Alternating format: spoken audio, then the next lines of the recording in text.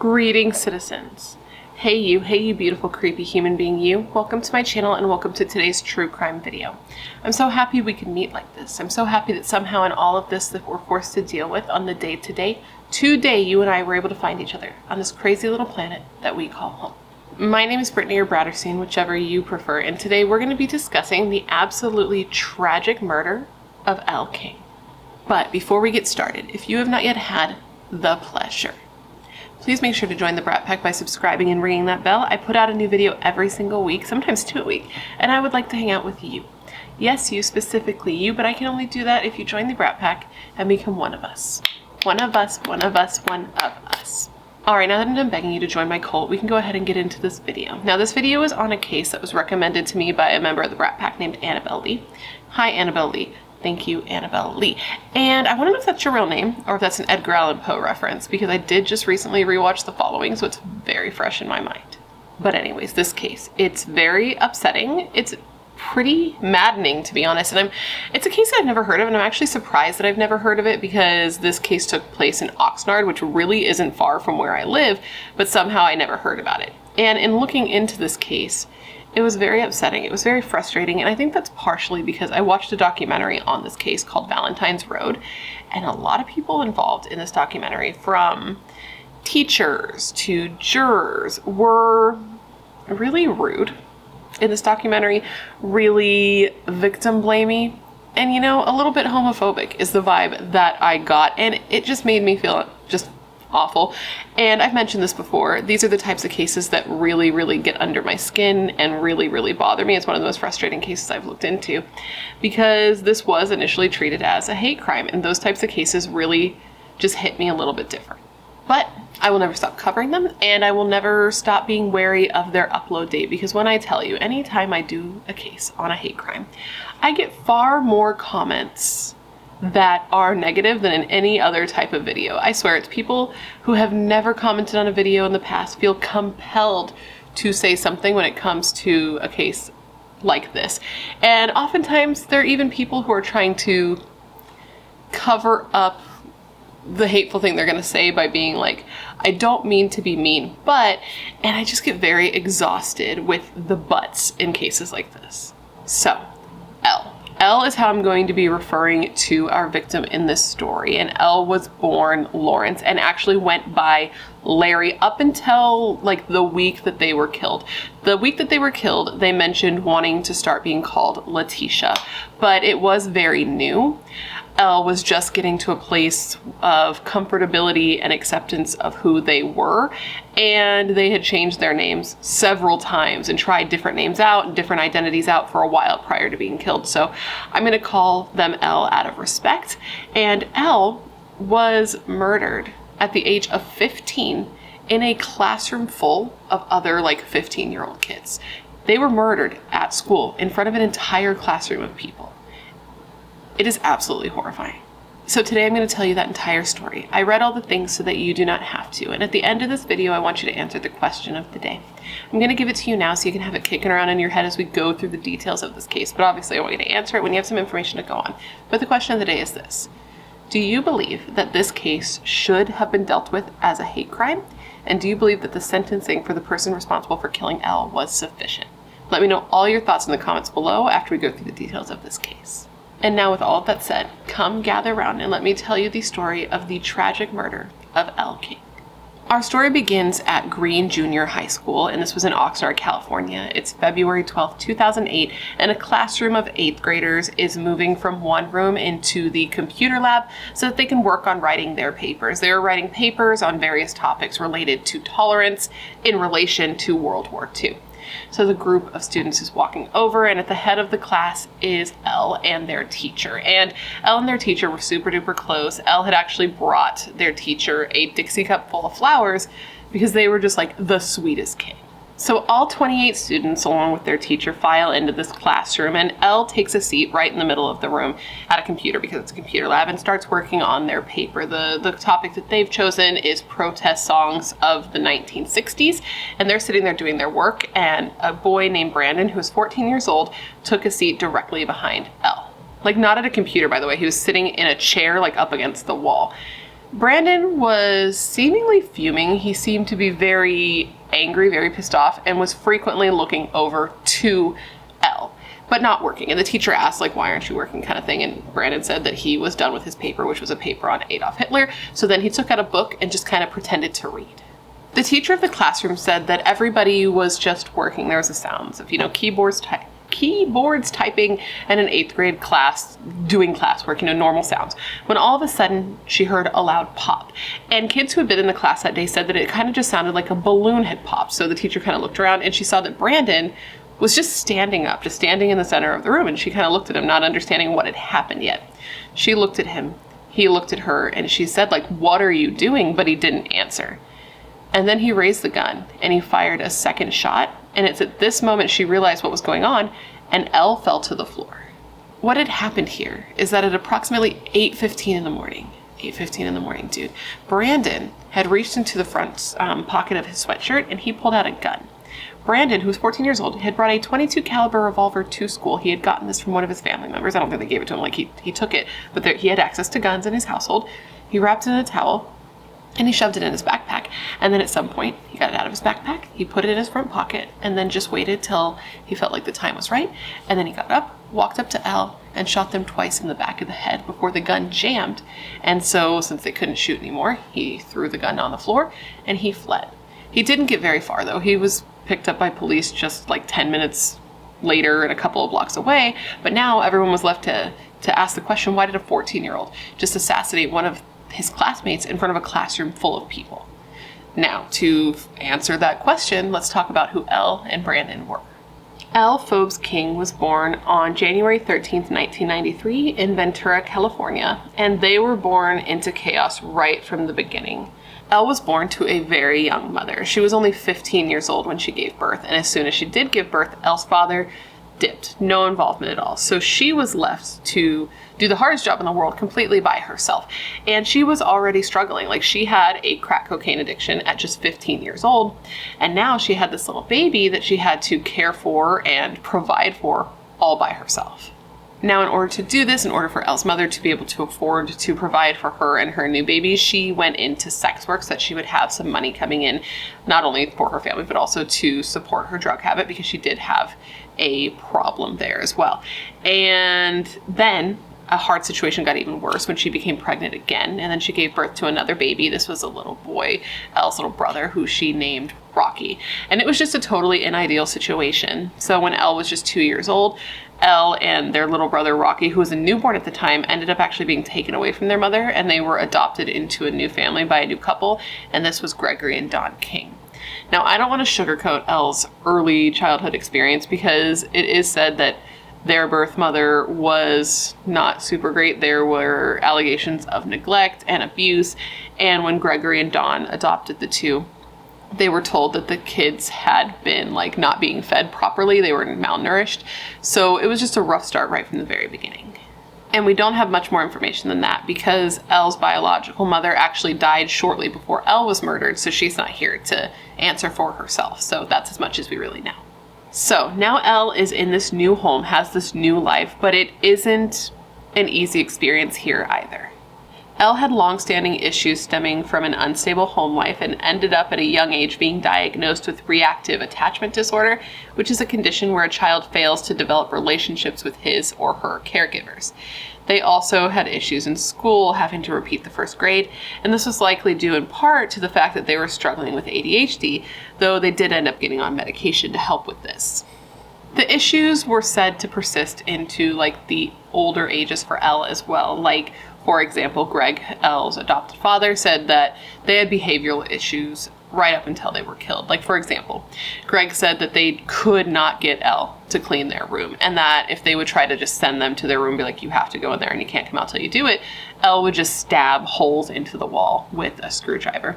They also said that they couldn't take Elle to the grocery store because there was no chance that Elle would go into a store without shoplifting. So they just refused to take them. They were like, this is too much of a hassle, I'm not even going to do it. But we will find out, which we're going to get into a little bit more later, that there may have been reason for Elle to have behavioral problems with the home they were in even after being adopted. But we will get into that just like a little bit later. Elle was said to be an incredibly sweet, gentle, and caring child. They loved to draw, they loved to paint, they loved to crochet. Like, okay, for example, Elle and their mother had crocheted a bunch of scarves, like hundreds of scarves, and these scarves were sent overseas to soldiers in Afghanistan. And when Elle was in 7th grade for Christmas, they had crocheted their teacher this little like a blanket, and then I don't know why I forgot the word blanket, but like a little blanket, and then they had also crocheted a little mouse, and this was so that they could give their teacher a little mouse to give to the teacher's cat as a gift. And the teacher just remembers being like, what 7th grader crochets? That is just adorable. The little mouse thing destroyed me. They were headstrong, confident, sweet, and had an amazing singing voice. Many people mentioned this, saying that they were gifted, with friends saying that they should try out for American Idol. Elle had even spent a ton of time practicing singing the Star-Spangled Banner because they wanted to sing the anthem at their little brother's baseball games. They loved nature and had a special connection with animals. Elle's adopted father, Greg, even said that there was this stray dog named Jasmine in the neighborhood, and this dog wouldn't go near anybody. The dog was like, absolutely not. But this dog would play fetch with Elle. Elle was just a sweet kid who wanted to grow up to be an ichthyologist because they were told when they were little that bugs were icky. And when they were younger, they went to was it a birthday trip? I think it was, to the Smithsonian Institute. And they got to see all kinds of bugs, and they were even pictured holding bugs. Like, this was something that they were very, very interested in and something they wanted to do when they were older. And I guess at one point when they were younger, their mom had found like a big old nasty potato bug in the house. And their mother knew that Elle is the person they should call to take care of this bug, because not only would they happily get the bug out of the house, but they would make sure to tell her the correct name for a potato bug. Which I don't know what the name is, but I'm going to keep calling it a potato bug. Even though, really, if you've ever looked at a photo of this, a potato bug is a very nice thing to refer to this literal hellspawn on Earth. They were also a gardener and would plant passion fruit vines in their family's backyard because they knew that these particular plants attracted butterflies, and butterflies were Elle's favorite insect. Now, though that sounds kind of pure with the passion fruit vines and the crocheting with their mom and all of that, there were some issues with the home life, because Elle and their brother had been with the Kings for a long time, like almost a decade, or maybe even over a decade, around the 10-year mark. But then in November of 2007, Elle actually ended up being removed from the King's home after allegations of Gregory King being physically abusive to Elle came out. Now, Gregory completely denies this, but it's a little bit sticky because it says that Elle was removed due to the abuse claims, but also due to Elle stealing from them. But it was said that what was being stolen was food from their own refrigerator. So it's a little bit sticky, it's a little bit icky. And in the end, all that really matters here is that Elle was removed from that home and went to stay at a place called Casa Pacifica, which is a locally run shelter for kids that have been neglected or abused. Now, as I said, Gregory King denies any abuse, and I don't know, I wasn't there, but what I can say is that in the documentary I watched, one of Elle's friends said that Elle would always wear these long sleeves, and on the one occasion that they did not, this friend saw that Elle was covered in bruises, and that at the time that Elle was killed, they had a different legal guardian, and this was a woman named Tracy. And in the documentary, Tracy said that there were more than 20 allegations of abuse made against Elle's adopted parents at the time. So do with that information what you will. Elle's friends say that Elle very rarely, if ever, talked about their family. And whenever other people would talk about their families, Elle would sort of put their head down and just look sad and like they were missing out on something. They said that Elle said that they had felt like they missed out on something and that they didn't really have a family, but that they had found support and community while staying in Casa Pacifica. It was while staying in this group home that Elle seemed to get the support and confidence to be who they really were and to start expressing themselves as such. I guess they had already started this, taking the steps in this direction from a young age. Elle had come out as being gay at just the age of 10, in 3rd grade, and it was very difficult for them because kids are mean. Kids can really be dicks, especially if you are different, and Elle at a young age was. It was while staying at Casa Pacifica that Elle sort of started to explore their gender identity. They started wearing clothing that is more traditionally women's clothing and accessories, things like that, more traditionally women's clothes, heels, makeup, things like that. And it was while they were there that Tracy, Elle's legal guardian at the time, first saw Elle try on makeup. And I guess Elle put on this like bright purple eyeshadow and then went to Tracy and was like, how do I look? And Tracy was kind of like, well, to be honest, you kind of look like a clown. And as an older woman who has put makeup on for many, many years, I feel like I can say this to you. And then I guess she went out and she bought Elle a bunch of new makeup and different things and showed them how to apply it in a way that would accentuate their beauty. And it really made them feel happy and pretty to do this. So Elle is living in this group home and had been living there for 3 months prior to them being killed. And they were still in school, even though it was like a long bus ride in from the group home. They were still going to Green Junior High School. And this is where our story began today, where the murder ends up taking place. And at this time, they're in 8th grade. At 15 years old, Elle was like a small child, standing at only 5'1", but made a huge impression. And at this time, they were still getting a large amount of bullying, especially from the boys in school. And this is because not only had Elle already come out as being gay previously, now they were coming to school and they were wearing traditionally female accessories along with their school uniform. It's sad too, because Elle was getting all of this shit from their peers, which is disappointing, but to be expected because kids can be dicks. But honestly, Elle's teachers were low-key kind of giving them a hard time too. Not all of them, obviously, but some of the teachers were saying that Elle's clothing preferences were, quote, distracting and therefore a violation of the school dress code. But they couldn't really do anything about it because the California anti-discrimination law prevents discrimination based on gender, including gender expression. Apparently, the very first day that Elle started to wear these new accessories, they had gone to school and they tried to go into a classroom. Like, they're trying to just go in and get their education. And the teacher who was there at the time was a substitute teacher, would not let Elle into the classroom wearing what they were wearing. They sent them instead to the principal's office, and the principal called the school district and like gave the whole situation. They're like, this is what's going on. And the school district told them, like, you can't do anything about it. If girls are allowed to wear this, Elle is allowed to wear this too. The school even ended up issuing a formal notice that was sent out to all teachers, and this was sent out on January 29th, 2008, which was about 2 weeks before the murder. And the note said in part, quote, "We have a student on campus who has chosen to express his sexuality by wearing makeup. It is his right to do so. Some kids are finding it amusing, others are bothered by it. As long as it does not cause classroom disruptions, he is within his rights. We are asking that you talk to your students about being civil and non-judgmental. They don't have to like it, but they need to give him his space. We are also asking you to watch for possible problems. If you wish to talk further about it, please see me or Joy Epstein." The person who wrote this was one of the assistant principals named Sue Parsons, and Joy, who was referenced in it, was another assistant principal. I guess they had like hella assistant principals at the school, which I did not know was a thing, but now I know is a thing. Now, apparently this was upsetting for Elle's adopted mother, Dawn. She had an issue with like this notice going out, and actually had an issue with the way Elle was dressing. And just 4 days prior to Elle's murder, she had reached out to the school asking them to try to get Elle to like tone it down. And she said of this quote, "I knew gut instinct that something serious was going to happen. They should have contained his behavior." But they didn't. They didn't try to contain Elle at all. They just let them be free to be themselves. And they were happy, and they were sassy, and they were bubbly, and they had the type of character that was just fun to be around. They were always making you laugh and making you smile. And I saw one thing from one friend that said that like when Elle first started wearing the accessories, they were wearing this pair of like heeled boots, and one of Elle's friends went up to them and was like, "Oh my God, I love your boots. They're so cute." And I was like, "Oh my God, I know, aren't they so cute? If you want like nice boots, you got to get the pricey ones. These ones were $30. And Elle switched their look often. Sometimes they'd paint their nails pink. Sometimes they'd wear foundation and glitter, with one of their friends saying that Elle did better makeup than they did. And sometimes they would just do their hair up like Prince.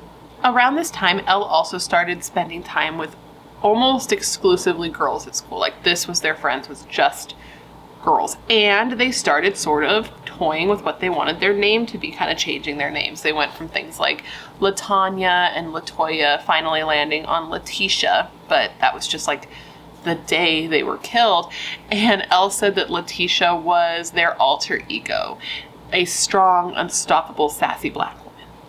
Now, because of all this, Elle, who had already, been no stranger to bullying because of being who they were, was really starting to get a ton of backlash and harassment, particularly from the boys in school. They'd call Elle names, they'd throw wet paper towels at them in the bathroom, and they would just do everything they could to be little shitheads, quite frankly. And Elle decided that the best way that they could get back at these boys for giving them such a hard time was to openly flirt with them. Openly flirt with the boys that were giving them a hard time. So they would walk up to them in the locker room, tell them that they looked good. They would go and try to sit next to them at lunch. They would just kind of walk by with a little bit of sass. They'd sissy that walk, and they'd be like, you know you want me. Anything they could to kind of give them back what they were giving to them. Give them back what they were giving to them. Yeah. And one of these boys that Elle had been having a particularly hard time with, one who Elle had had several tense altercations with, was a 14-year-old boy named Brandon McInerney. Brandon David McInerney was born on January 24th, 1994 in Ventura, California, just like Elle. And like Elle, he came up in a rough household. It was a household plagued with drug addiction by his mother, Kendra, and domestic violence at the hands of his father, William.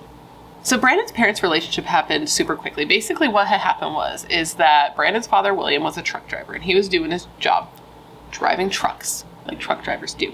And he ended up in Arkansas. When he was in Arkansas, he went to a grocery store, and this is where Kendra worked.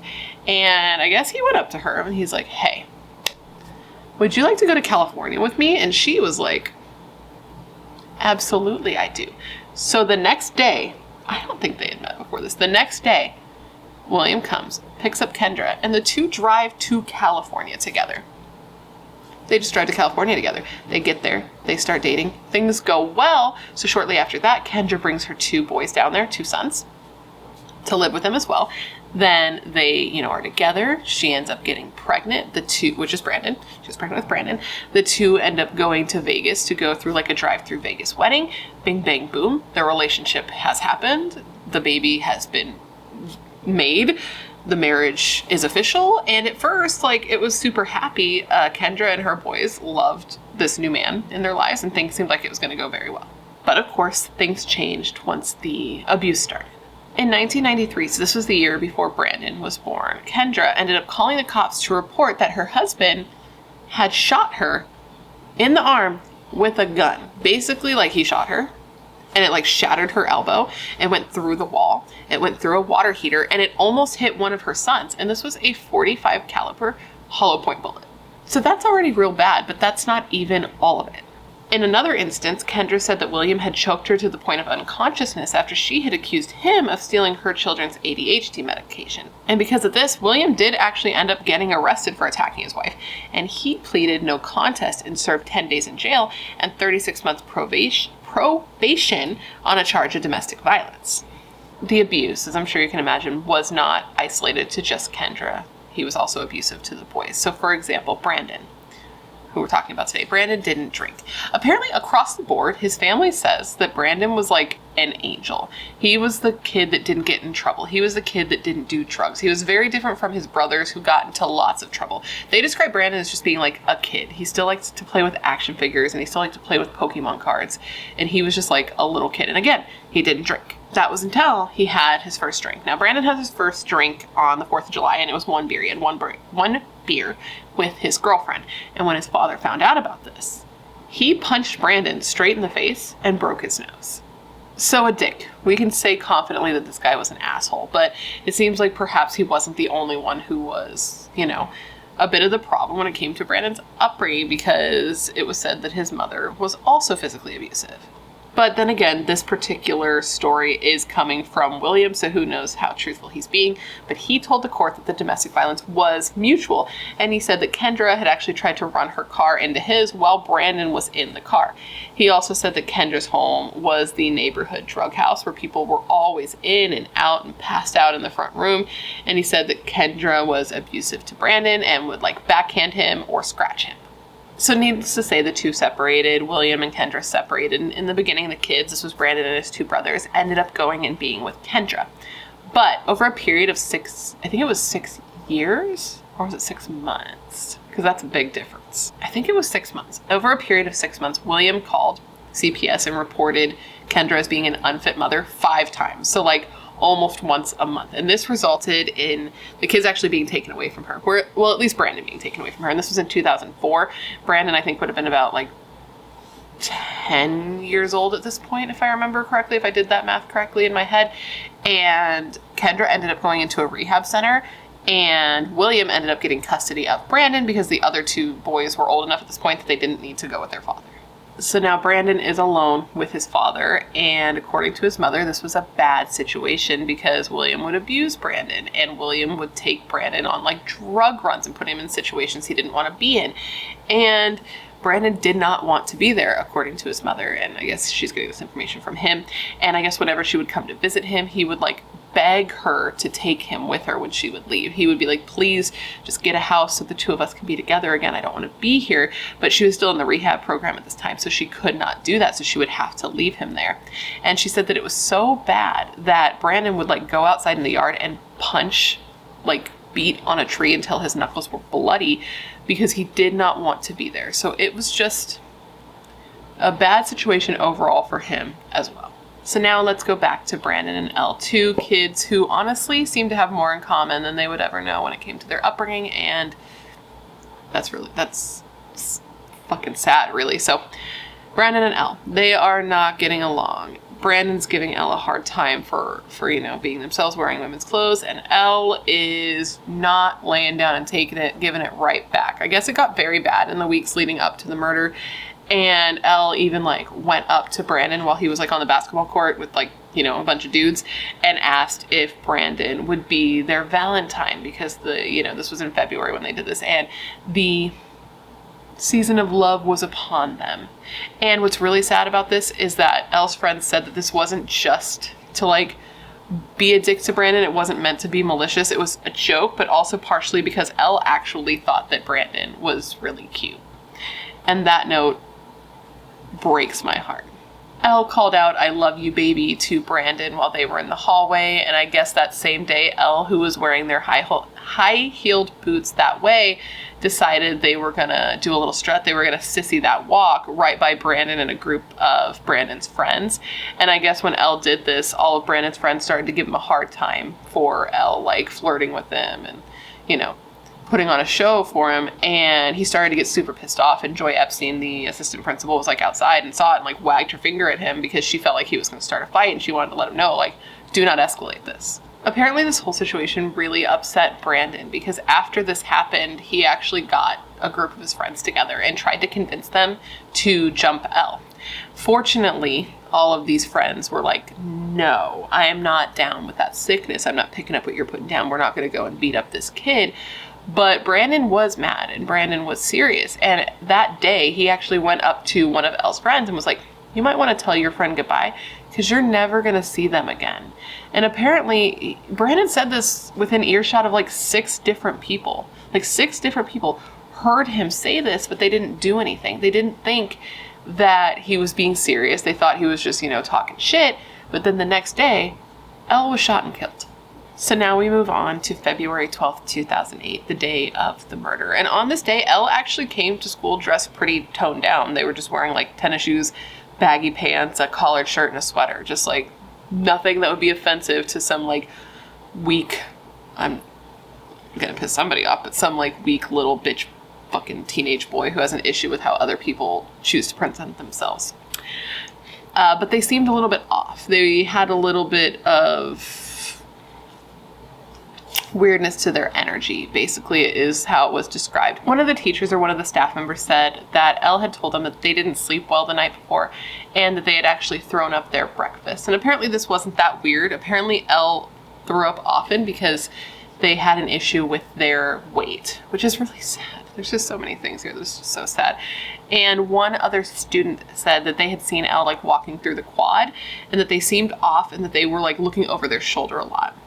Now, is this because they had any idea what was going to happen? I don't know, but this is something that they said after the fact. So it's first period, and Elle and Brandon are in the same class. This is their English class, and their teacher, this was Dawn, had moved the students over to the computer lab so they could work on their papers for World War II. So Dawn, Elle, Brandon, and 26 more students went on over to that class. And now what's so frustrating here is that Brandon had so many opportunities to change his mind, and he didn't, and he still did this. Like, okay, for example, when he left for school that morning, he forgot the gun. He forgot the gun. He was about to leave. His dad was driving him to school, and he was like, oh, wait, 1 second. I forgot something. And he went inside, and he got this gun. It had 6 hollow point bullets loaded in it. He wrapped it up in a towel, and he put it in his backpack, and he brought it. And then, at some point during the class, Elle actually left the classroom for a while. They left the classroom for a period of time, and during that time, Brandon said he thought about changing his mind. He was getting cold feet. He was putting his hands in the pocket. He was touching the gun, and he was like, he was considering not murdering somebody that day. It's just so upsetting. It's so maddening that he still did it. And then Elle came back into the classroom, and Brandon could hear Elle talking to the teacher. And this is when Elle told the teacher that they wanted to start being called Latisha. And it's at this moment that Brandon was like, I'm going to do it. Like, I'm going to do this. I'm not changing my mind. I am going to murder Elle. And then he did it. He got up. He walked up to Elle while they had their back turned, and he shot them twice in the back of the head. And their teacher, Dawn, said that this whole thing, the fact that this happened was so ironic that it happened on this day because the project they were working on was on tolerance. And what's horrifying about this, and I wasn't even sure if I was going to include it or not, I hadn't really figured it out, but I think I'm going to. I guess we'll find out for sure if it's still in the editing, is that Elle didn't die right away.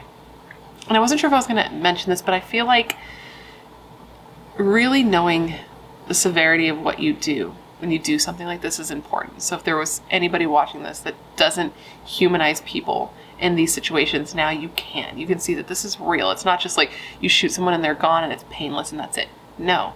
Elle was still alive. They were laying on the ground.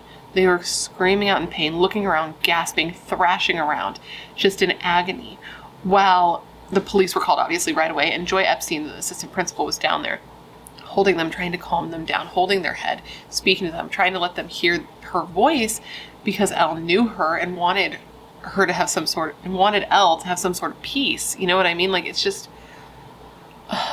Now, the cops descended down on this school because they didn't know what was going on. They didn't know if there were more shooters. They didn't know if there were more victims. They had no clue what was going on.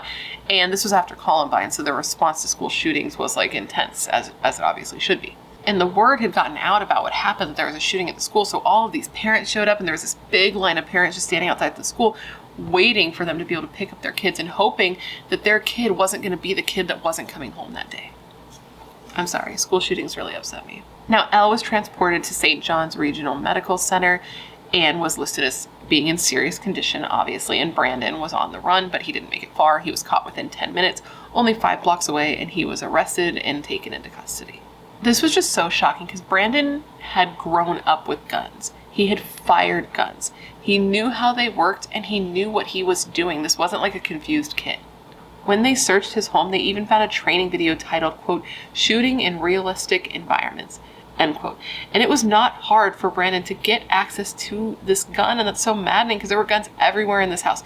He had so much access. He was living in a house with his dad and his grandpa, like in his grandpa's house, and his grandpa had so many guns. And in addition to having so many guns, they kept the ammo for these guns inside Brandon's closet, inside of a 14-year-old child's closet. So he was arrested, Brandon was arrested, and he was held on a $770,000 bill. Now, when Brandon's parents found out what he did, they were hysterical. They were just like, how could he do this? And they said they felt so bad for Elle's parents. And then they felt bad all over again because they couldn't bail their son out. They could not afford to bail Brandon out, so he was going to have to sit in jail and await trial. And I guess this was like incredibly heartbreaking because Brandon is a kid, right? He's 14 years old. He doesn't understand what's going on. Well, he understands what's going on to an extent, but he doesn't understand why he can't go home and why his family can't afford this. And he was really hoping that he would get out on bail. So to tell him that he wasn't was just heartbreaking all around. So he sat in jail, and while he did, his family would put him together little care packages, something to make it less of an awful experience for him.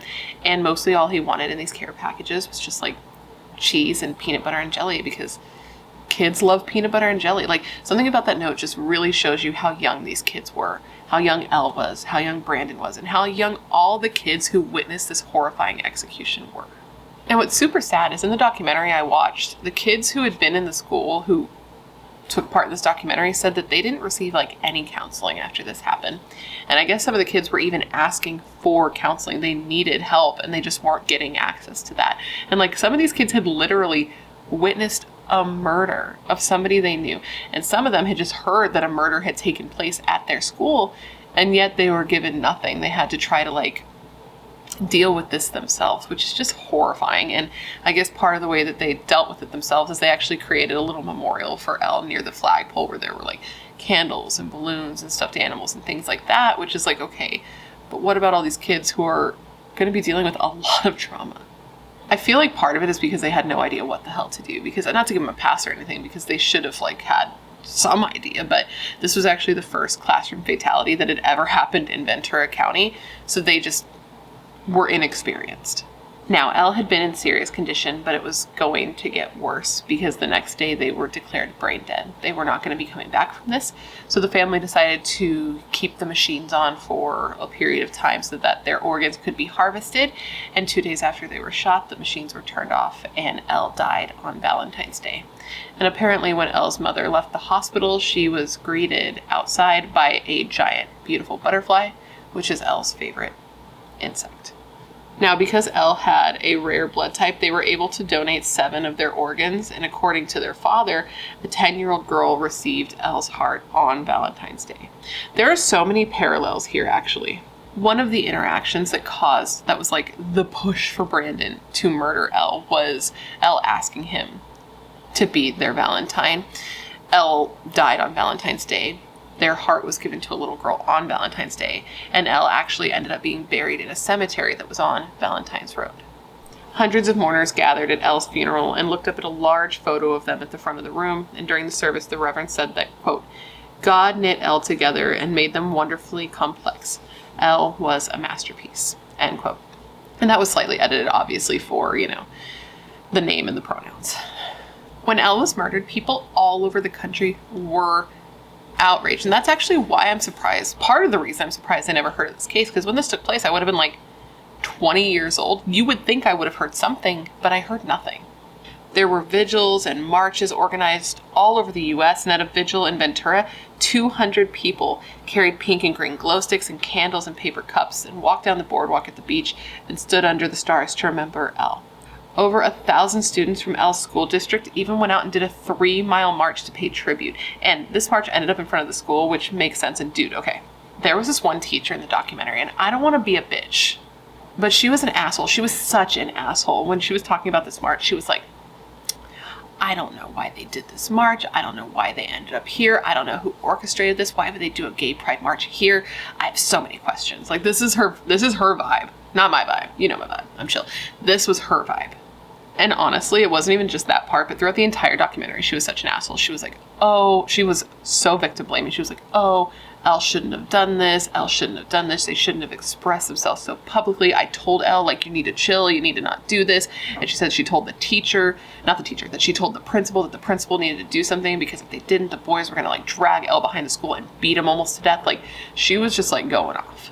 I just got very hardcore homophobe vibes from her, in my opinion. And she even said, which is a bold thing to go on record saying, but she even said that if she was in Brandon's position, she didn't know if she'd bring a gun to the school, but there would definitely be a beatdown. So I say to her, with all disrespect, eat a dick, ma'am. And to answer her question of who orchestrated this gay pride march in her area, it was actually 2 sophomores, and they were blown away by the response. So were the local cops and the school officials. Like, nobody thought it would get so big. They had handed out flyers, but it was word of mouth that really got the word out, and so many people were there. It was mostly kids. There were no bullhorns, no speeches, no politicians, just kids, and kids from all different backgrounds. The goths, the punks, the jocks, all these kids were all there together, wearing bright colored clothes, marching down the street saying, Larry, Larry, Larry, because that was their name. And my brain went off. They were singing Imagine and Give Peace a Chance by John Lennon, and they even formed a little peace circle. Them being there sent a very clear and simple message to the world, and that was that the hate and violence needed to stop.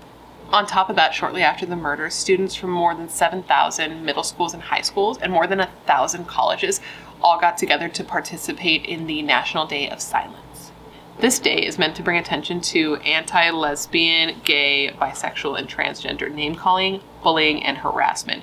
And apparently this is going on this is going on. This has been going on for a while, but on this particular day this year, it was being held in memory of Elle, and hundreds of thousands of children participated. This event was huge. Like Lance Bass and Larry King from CNN, the man who actually shared Elle's birth name, both put out PSAs to talk about the National Day of Silence. And actually, speaking of celebrities, a number of celebrities came out and spoke about their grief and their remorse and giving condolences over what happened to Elle. Hillary Clinton, Ellen DeGeneres, Janet Jackson, Taylor Swift, just to name a few, they spoke out and created a PSA that ran on MTV to raise awareness to what happened to Elle. And the MTV president at the time, his name was Brian, he said of this quote, "One more murder, one more life lost, one more attempt to provoke fear, and one more reason hate crimes must end. We hope this PSA will help inspire more people to join the fight against hate crimes." In addition to celebrities speaking out about what happened to Elle, there were also other victims of hate crimes who spoke out, and families of other victims of hate crimes who couldn't speak for themselves because they didn't survive what happened to them. Of these people who spoke out, one of them was Rodney King, which if you're not familiar, maybe I could do a video on Rodney King, but he was a victim of a hate crime committed by the police. And he said, like, since what happened to me, like, what has changed? What have we done to improve this situation? Which he was implying that not much.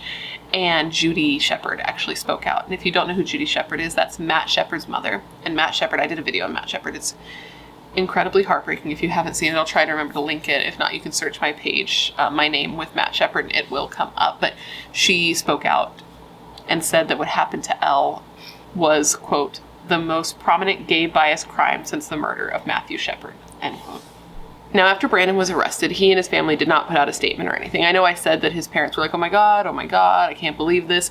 But this was actually just recorded like on interrogation footage. They didn't put out an official statement. But their attorney did come out and say that, like, when Brandon was first shot, they were like, I'm so devastated to hear that, what? The attorney said that the family said that they were just so devastated to hear that Elle was brain dead. And I can only imagine that they were kind of like shitting their pants when Elle passed away, when Elle died, because now it was a murder. And it was a very controversial murder because people were really split on how they felt. Even like the two's teachers, they were like, yeah, Brandon committed a murder, but like, I feel like we failed Brandon. I can't believe we didn't realize that the bullying was mutual, and said that Elle would like do everything they could to like push Brandon's buttons to like get under his skin, and also that Elle liked attention. Even the students were split. Like, a lot of people were obviously heartbroken that Elle was killed, but I guess like thousands of students signed a petition to have Brandon tried as a juvenile. Now, this was a topic of conversation because they were trying to decide in the court system if Brandon was going to be tried as a juvenile or as an adult. And Brandon did end up being tried as an adult. The judge determined, like, yes, he will be tried as an adult. And that's because Prop 21 had given prosecutors the ability to try anyone who was over the age of 14 as an adult. And Brandon had just turned 14, like a month before the murder. So 14-year-old Brandon was going to be tried as an adult, and he was facing 51 years to life if he was convicted of the charges against him. There were multiple factors that went into them making this decision, the prosecutors making this decision to go after Brandon as an adult. That was a weird sentence, but you know what I mean. And one of the factors that they took into consideration was the fact that they believed that Brandon was, quote, lying in wait when he killed Elle. Now, Brandon's attorney was considering asking for a change of venue, but in the beginning of the court proceedings, they stayed in the Ventura County, and they just brought in a jury from Santa Barbara. So in August of 2008, Brandon stood before this jury in the Ventura courthouse and pled not guilty to the charges against him. And these charges were first-degree premeditated murder and a hate crime. Now, it took a while for the trial to begin, as these things sometimes do, but a few things did happen while Brandon was in jail awaiting trial. Elle's family ended up filing a lawsuit both against the junior high school and against Brandon's family. And in the lawsuit, it basically said that the school allowing them to wear makeup and feminine clothes was a contributing factor in their murder. Now, this wouldn't have been successful because, as I said, there were laws in place that protected Elle's sexual identity, gender identity, and they were allowed to wear clothes like that. But despite that, they ended up settling. They ended up coming to some sort of agreement because the family did get, I believe it was $275,000, like combined between 4 defendants. And this was the school system and also Brandon's family. And Elle's family said of this, quote, "Money won't bring our son back, but a lack of money in prison will ensure that the convict is denied the comforts he doesn't deserve." Anyways, back to Brandon. While he is in jail awaiting trial, he is seen by a psychiatrist and a psychologist, all that jazz, and he is found to be competent to stand trial. So that's good for the prosecution. They can get the ball rolling. And another thing that ended up being good for the prosecution was that while Brandon was in jail awaiting trial, he was in a couple of altercations. And these altercations, some of which were caught on camera, showed that Brandon was kind of an aggressive person because these altercations were started by him. And in the video, I watched videos of it, you can see that in at least 2 of the instances, they were unprovoked. He just like straight up attacks these people without them doing anything, at least in the immediate. Like they're just sitting there chilling and he comes up and starts bashing them, basically. Maybe something happened previously to make him angry enough to do this, but it wasn't like they were fighting in each other's faces and pushing and then there was a physical assault. It was just like this person's chilling and then here's Brandon assaulting them. So that wouldn't look good for Brandon, but they'd have to see kind of how that shook out at trial. And trial finally did begin in July of 2011, and the trial took place in the Chatsworth Courthouse in Los Angeles because Brandon's attorneys were successful by this point at getting a change of venue. Now, this trial started out with a bang because on day one of the trial, Brandon's brother James had to be like barred from the courtroom. He wasn't allowed to come to any of the legal proceedings unless he was going to be called to testify. And this is because James had seen the jurors, at least some of the jurors, in like the hallway. If you've ever been to a courthouse, the way it's set up, it doesn't matter. Basically, James sees the jurors, goes up to them, which you're not supposed to do that. You're not supposed to talk to jurors. It's a big no-no. Goes up to them and is like, listen, my brother's fate is in your hands. So the judge was like, I'm gonna need you to get the fuck out. You obviously can't be trusted to be here. So, defense, prosecution. The defense's strategy here was basically, they were going with the gay panic defense. They were saying that Elle was the aggressor. Elle was constantly provoking Brandon. Elle was sexually aggressive and overly flirtatious and would not leave Brandon alone. And the prosecution was like, listen, Brandon wasn't this like little bullied kid who was, incessantly picked on by Elle. Brandon was a tall, like handsome, popular kid. He had a lot of friends, and he wasn't like a nice, popular kid. He was one of those kids who was only nice to you if you were in the in crowd, and if you weren't, he wasn't nice to you. They were like, he wasn't like small, like Elle was small, Brandon was strong. He was in martial arts. He was in the Young Marines. And then they added that he was also a little white supremacist. Now, that might seem like it came out of nowhere, and that's because I've been sitting on this information a little bit. But apparently, when the police searched Brandon's home, they found all kinds of stuff. They found like a shit ton of guns. They found like 15 guns. And along with these guns, they also found Nazi and white supremacist materials. And they believe that Brandon shared these ideas with his family because this is what he was raised in. They had also found, quote, literature and drawings depicting a racist skinhead philosophy, end quote, in Brandon's bedrooms. Bedrooms? One bedroom. He had SS, swastikas, and Nazi doodles in his school notebooks and at home. These things, by the way, his attorney did try to explain and was like, listen, he only had all of this stuff because he was doing a paper on World War II and doing a paper on Hitler specifically, and he was just really interested in the German army, and that's why he was drawing all these swastikas and stuff. But I saw a lot of these drawings, and I'll probably put up some photos. I don't want to put up too much of the stuff because it's fucking gross to me, but I'm gonna call bullshit on that, and I don't believe that is why he was making these drawings. And I'm not the only one who felt that way, because they did have an expert on white supremacy come and testify, and they testified to the fact that they believed that Brandon's hate-filled ideology is why he killed Elle. In the documentary I watched, it was revealed that Brandon actually had a mentor. This was a neo-Nazi skinhead named Matt, and he was an SSL member. And apparently, Brandon's brother introduced him to Matt. So basically, Brandon's brother learned that Brandon was interested in white supremacy. So he brought Brandon, this is what this documentary said, brought Brandon to this guy Matt and was like, hey, can you mentor my little brother and teach him, all things Nazi, all things racist? And his brother came out in this documentary and spoke and was like, listen, Matt, his mentor, was not all that bad. He wasn't this bad guy. He was just a guy who believed that, people should just date and marry within their own races to protect their genetics. On top of that, if all of that wasn't enough, one of Elle's friends and classmates said that Brandon called her the N-word. She was a black girl, and she said that Brandon called her the N-word and was known to call other people of color the N-word. And it is worth mentioning that Elle was a biracial child who identified as Black. In addition to being gender fluid, maybe trans, we don't know. They didn't get to live long enough to figure out what was going on in their lives and to figure out who they were. And these are all things that Nazis don't really fucking like.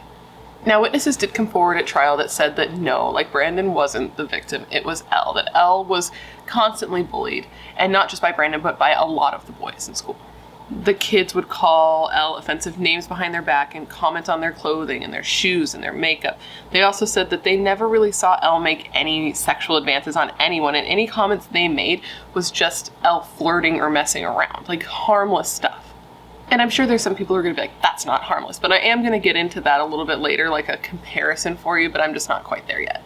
Now, there were people who also spoke out positively about Brandon and negatively about Elle. It wasn't all people being like, Elle was great, Brandon sucks, because then there wouldn't be as much controversy, right? Even though I don't feel like it's super controversial. Okay, it is.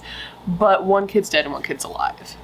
So somebody definitely did something worse here, is my opinion. But Brandon's martial arts teacher said that they were never worried about Brandon. He wasn't a kid to like look out for. He was polite. He said, yes, sir, no, sir. And there was a teacher that testified that she had boys come to her and complain that Elle would seek them out or follow them into the bathroom. And she considered this to be sexual harassment. But when this teacher brought the information up to Joy Epstein told her, like, there is nothing we can do about it. And speaking of Joy, several people, like after the murder happened, several people, including Gregory, Elle's adopted father, came out and said that they condemned Joy quite a bit, saying that they condemned her for allowing Elle to be who they were. They just didn't word it like that. They basically said that she was using Elle to push some sort of political agenda. And I just feel like, I'm not going to say that people don't do that, because I absolutely think that people do that. But I feel like in this case, at least the vibe that I got is that people just needed somebody to blame, because this is such a unthinkable, tragic thing to happen. And it's easier to be like, this happened because you failed, than just be like, this happened because society failed. Now, Gregory, Elle's adopted father, had some hot takes. I felt not stoked reading some of the things that he had to say, but he said, for example, he said that he didn't even believe that his child was gay. He didn't believe they were on the spectrum of sexuality at all, which I thought was kind of odd, especially considering the fact that he then said that Elle had came out to them just as being bisexual, not gay, which, would be kind of on the spectrum a little bit, but whatever. But he also said, and this was like the hottest take of all, that he believed that Elle was the aggressor. He believed that Elle was the bully. Elle was sexually harassing Brandon, and that Elle should have been stopped instead of becoming the poster child for gay rights. So there's that. And the defense kind of ran with this as well. The defense was like, listen, the school allowing Elle to wear traditionally female clothing, as long as it didn't violate the dress code, allowed Elle to sexually harass Brandon. And now this, okay, so to some this might seem complicated, but now I'm going to simplify it a little bit. To anybody who thinks that what Elle was doing was overtly flirtatious, was sexual harassment, right, by making advances or flirting with Brandon when he didn't want it, I pose this question. If a 15-year-old girl who Brandon had no interest in was doing the same thing, was going up and talking to him, was flirting with him, etc., and Brandon walked up to this little girl and shot her twice in the back of the head and killed her, would you be saying the same things? Would you think it was inappropriate? Would you think it was sexual harassment? Would you think like, oh, she kind of brought it on herself, it was mutual bullying? Or not? Because if not, it kind of sounds like the issue here is their sexuality, Elle's sexuality, and not their behavior. Anyways, Elle's teacher, Dawn, the one whose class they had been in when they were killed, testified, and she said that she had sort of counseled Elle. Like I said, they were close, remember in the beginning, Elle brought the teacher a Dixie cup of flowers, like they had a close relationship. And she said that she would talk to Elle, she would try to counsel them through what they were going through. And she said that she even told Elle, like, you have to be careful. You can't wear things like this if you don't want negative attention. She said you can do what you want, but you just need to be prepared to be strong enough to deal with the world and how they're going to accept you for it, which is incredibly sad, but, it's not inaccurate. You have to be strong enough to deal with the world around you, because some people are just raised differently. Dawn also gave Elle this like strapless green chiffon gown. It was like this kind of like a prom dress. I think it was her daughter's prom dress at some point, she said. And she gave Elle this dress with the intention of them being able to wear it outside of the school because she was supportive of Elle like finding themselves. Dawn came out and said she didn't see an issue with her giving Elle this dress. She saw this interaction as just a private moment between the two of them because they had such a close relationship, because she had sort of mentored them in a way and would talk to them, about how they dressed and their makeup and things like that. It was clear that she did mentor Elle a little bit because she also said during this testimony that she had inside knowledge. She said that the reason that Elle was taken away from the King home, is because they were being beaten. And this was a comment that was quickly stricken from the record, right? And it's a comment that Greg completely denies, but she did say that. So she obviously was talking to Elle about something. And when it came to the dress, she said, I knew they couldn't wear it at school, so I didn't think it was a big deal. Now, she did end up actually losing her job because of this, because again, it was kind of a gray area, because there does need to be some boundaries, right, with teachers and students, adults and kids, especially if it's something like a kid's parent doesn't want. But then I'm also like, shit, the kids like this that don't have the support that they need from their families need support from somebody. So it's definitely like a sticky situation. I don't know what the right answer is. Let me know what you think about that. But she did end up getting a job as a barista at Starbucks for a while, and she was just having a real rough time. Everything bad was kind of happening at once, and she had a lot of guilt and a lot of trauma. She had post PTSD from watching a student that she loved get murdered in her classroom. It got so bad that she even overdosed on drugs, and she tried to take her own life a few times. She ended up even being on life support for 3 days after one of these attempts because she was just so racked with guilt. And apparently Brandon even knew that what he did had caused her guilt, because he wrote her a letter while he was in jail apologizing to her for what he did in her classroom and saying this wasn't your fault, basically. I'm sorry if you have guilt, this wasn't your fault. But moving on. Anyways, back to the trial. During the trial, a photo of Elle holding up this green dress was shown, and people were crying. It was a very emotional moment. And Gregory, Elle's father, got very upset and stormed out of the courtroom. He was absolutely not. I'm not looking at this. It really upset him.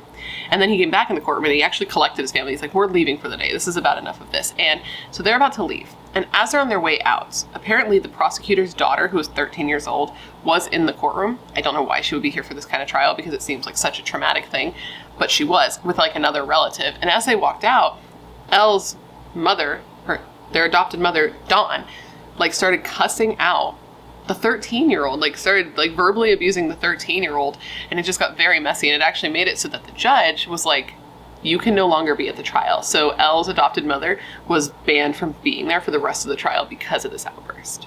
Now, after 8 weeks of testimony and almost 100 witnesses, none of which were Brandon, by the way, he never testified at this trial, the jury was sent to deliberate.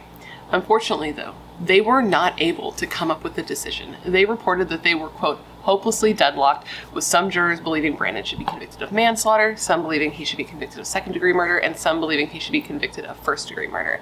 And because of this deadlock, the judge declared a mistrial in this trial, and they were going to have to do it all over again if the prosecution decided to bring charges again. The very next day, the prosecution announced that yes, they would be retrying Brandon for the murder of Elle, but this time they would be doing so without the hate crime charge. They were going to drop the hate crime charge. Now, I want to tell you something about this first jury because it really pissed me off, but then we will move on. So in the documentary I watched, there were interviews with 3 of the women who were on the jury. And these women, in my opinion, are just awful people. They basically said that the whole thing was Elle's fault and that Brandon was just, quote, solving a problem. They said that Brandon was just pushed into a corner and did what he felt like he had to do to get out of that corner. They said that Elle saying they wanted to be called Latisha was the green light for Brandon to do what he had to do, and that if Elle had not done that, they would still be alive today. Not that if Brandon hadn't brought a gun to school and shot them in the head, they'd be alive today. If Elle hadn't wanted to be called Latisha, they'd be alive today. It is so frustrating. It is so frustrating. Several of the jurors from the first jury even went as far as raising money for Brandon's defense for his second trial. Okay, they said that they don't believe that he should have been, tried. Yeah, that his charges should have been first-degree murder, for one. They definitely didn't think he should have been tried as an adult, too. Even though they said, yeah, it was definitely premeditated, but it shouldn't have been first-degree murder, and he shouldn't have been tried as an adult. Even though During their jury selection, they said that they would be able to convict a 14-year-old of first-degree murder. Apparently, they weren't honest when they said that, because otherwise they wouldn't be saying this now. And during this interview, like this clip that I watched, they were all wearing these bracelets that said "Save Brandon." One of his defense attorneys even got "Save Brandon" tattooed on their wrist. I wasn't even going to mention that, but she was like, oh, I just felt such a connection to this kid. There's something about him I can't get over it. She got "Save Brandon" tattooed on her body. Now, 2 weeks after the first mistrial in November of 2011, we did not get a second trial. Instead, we got Brandon entering into a plea agreement. He ended up pleading guilty to second-degree murder, manslaughter, and use of a firearm. The courtroom was full on this date, with a lot of people sitting on Elle's side and a lot of people sitting on Brandon's side. On Brandon's side, there were a ton of people wearing like Save Brandon bracelets with these matching scarves. Even jurors from the first trial were there on Brandon's side. And then on Elle's side, there were family members for Elle, friends for Elle, people who had driven up from Boston, and they were all wearing these little buttons that said "Justice for Larry," that just had a photo of Elle with them smiling. It was at this time that victim impact statements were read, and Gregory, Elle's adopted father, had a lot to say. Now, I'm going to be quoting Greg here, and Greg refers to Elle as Larry and as his son, so just know that they're direct quotes, so this is what he was saying. And during this whole victim impact statement, he said that Brandon was a white supremacist who plotted to assassinate Elle, basically, was what he was saying. And then he said specifically, quote, "The convicted murderer sitting at the defense table did much more than simply kill our son. He robbed us of one son and stole from his brother a lifetime of companionship, leaving him instead a lifetime of grieving. He subjected his own family to shame, guilt, and a profound level of remorse, emotions he has yet to display." He then added, quote, "I will never forgive you for what you did, murdering my son Larry. You took it upon yourself to be a bully and to hate a smaller kid. You have left a big hole in my heart where Larry was, and it can never be filled." Greg also acknowledged that his family were not the only victims here. He said that every single child who was in that classroom that day that watched one of their classmates be murdered right in front of them were also victims. He said that watching them testify, he could see how scarred they were. And then he said that this was these kids' 9/11. This was their loss of innocence. He then ended by saying that this was not a case of manslaughter. This was murder, plain and simple, and that the jury was incompetent, and that is why they deadlocked. The judge then had a chance to speak before sentencing Brandon, and they took this time to actually praise the jury and say that they did a wonderful job making a difficult decision. Brandon, who was 17 by this time, sat motionless and outwardly emotionless as the judge read his sentence. The only thing you could see about him that changed was the back of his neck turned a dark red. The judge then sentenced him to 21 years in prison. This would be 11 years for the manslaughter charge, even though he also pled guilty to second-degree murder. He only got time for the manslaughter charge, so 11 years for that, and then 10 years for the use of a firearm. He would not be able to be eligible for parole early. He'd have to serve the entire time, and he would not get time served for the 4 years he had already spent in jail. Brandon was also ordered to pay a $10,000 fine for his crime, and the judge said of this, quote, "This crime, in my mind, is as serious as it can get." So Brandon was 17 at this time, so he would be remaining in juvie until he turned 18, and then he would be transferred to a prison, and there he will remain until he is 38 years old with no possibility of parole. Greg King said of this sentence, quote, "I don't think that 21-year sentence is justice for my son, but I understand the reality that was facing the DA of trying to convict a defendant who was 14 when he committed the murder." And apparently the prosecution had tried to get more time. They had actually went to the defense with a different plea deal where they would have Brandon plead guilty and he would get 25 years to life, but the defense had turned it down, so this was like the best they could get. After sentencing, Brandon's attorney made a statement on his behalf where he said, quote, "He feels deeply remorseful and has stated repeatedly that if he could go back and take this back, he would do it in a heartbeat. And he lives with this every day. Brandon wanted to express his remorse to not only the King family, but to all the children who were involved and everyone who had to go through this process." Brandon's mother was devastated too. She cried a lot through the whole trial and really, really cried when Brandon pled guilty to the charges because she was seeing that her baby son was going to go to jail for 21 years. And that was really hard. And she said she has like a ton of guilt. She said she has a lot of guilt because I guess Brandon actually called her the morning of the murder and she didn't answer the phone. And she just like, that's what gets her because she's like, man, what was he calling for? And if I had answered, could this have played out differently? Now, she's dealing with this, but she's not exactly dealing with it alone because she has family, she has her other sons, but she is now dealing with it as a solo parent.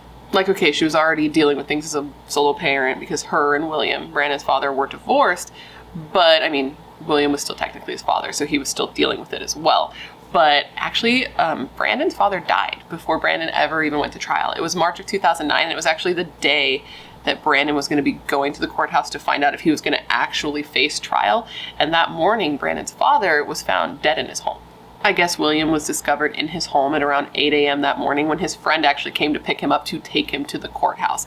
And it turns out that he had died as a result of a head injury from a drunken fall. And it's actually really sad because people said at that time when it happened, like, it looks like karma's coming early for Brandon. So as of now, Brandon is 29 years old. He is still in prison. He's actually in Folsom Prison, a la Johnny Cash.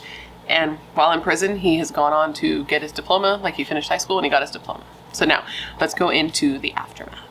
So Elle's school decided that in the wake of this, they wanted to create an environment that was more welcoming and safe feeling for youths like Elle. So they created a group, it's the Gay Straight Alliance group called PRISM, and this group meets every Tuesday afternoon. Their hope is that their presence means that a tragedy like this won't happen again. With kids coming out younger and younger, they feel like the existence of groups like this in middle schools are important. And they've said that they know people will always think they're pushing an agenda, but they're not trying to push an agenda. They just don't want any more children being murdered in their classrooms. In addition to that, an Australian willow tree was planted on campus. I believe this was by one of Elle's friends, or like it was done because of one of Elle's friends, and this was put up as like a place where people could always go and remember Elle. And because, you know, trees grow for years and years and years, so there will always presumably be this tree there for like decades where people can remember Elle. Unfortunately, though, the school would not allow them to put a plaque up with Elle's name. Like, they didn't want it to be commemorated in that way. And the student who wanted this to happen, Elle's friend, said that they believe that the school did this because they just kind of wanted this whole situation to go away. It's just really sad to me, dude. This whole case is incredibly sad to me, and it just shows me, like, this case shows me that homophobia and transphobia was understandable and even rational to a lot of people back then. And when I really think about it, it hasn't changed all that much, because if you really look at what's going on right now, it's terrifying. I just really hope that one day we can move past this mindset. I really hope that one day people can be more understanding and more tolerant, but I don't know. I don't know if that will ever happen, if I'm honest, just because I don't have a lot of faith in people. And it's very sad, because how many more people are going to be killed for just trying to be who they are? And with that, I want to end this video with a quote. This is a quote from the prosecutor on Elle's case that I feel like sums this up very perfectly. The prosecutor said, and I quote, "When you ask me if Larry died in vain, the answer to that, with or without any trial, is yes. He simply shouldn't have died. The trial of Brandon McInerney is neither here nor there when it comes to Larry's death. It highlights how intolerant we are. The intolerance is to such a degree that people bring it with them wherever they go, even in the jury box. And until we become a little more forgiving, a little more open-minded, I think that as a society, then tragic events like this will continue to be in vain." And with that, my friends, is the story of the tragic murder of Elle King. I hope you found my presentation of it to be informative, and I hope it made sense. And of course, I just want to thank you for remembering Elle with me today. And now, considering all the information I've given you, I want to revisit the question of the day, and that was this. Do you believe that the sentencing in this case was justice? And do you believe that this should have been treated as a hate crime? Let me know all your thoughts in the comments below, because I'm very curious. I feel like it'll be divisive. I hope people are respectful, but I'm very curious as to what you think. Now, before you leave, please don't forget to leave me a case suggestion down below, as this video shows you, as this case shows you. Whenever you leave me a suggestion, I try to cover it. And when you leave me a suggestion, I put your name next to it on my list. So I have a long list of cases. This sentence isn't coming out good. I have a long list of cases. You leave me a case suggestion in the comments. I put that suggestion on a list. I put your name next to it. So if I cover it, I can give you a shout out. I like looking into the cases you guys suggest, because they're often cases I haven't heard of, like this one, or that need more coverage, again, like this one. And I know you're filled with good ideas and good taste, otherwise you would not be here. If you haven't already, please don't forget to join the Brat Pack by subscribing and ringing that bell. I put out a new video every single week, sometimes 2 a week, and I would love to hang out with you. Yes, you specifically, you. And if you want to hang out more consistently, all my social media is listed down below, along with a link to my membership where you can get early access to non-sponsored videos, priority comment responses, things like that. And now with all of that said, I just want to thank you for being here when you could literally be anywhere else in the world. That is tight. You are tight. Please stay safe and be a better person than you were yesterday, and I hope to see you in my next video. Bye.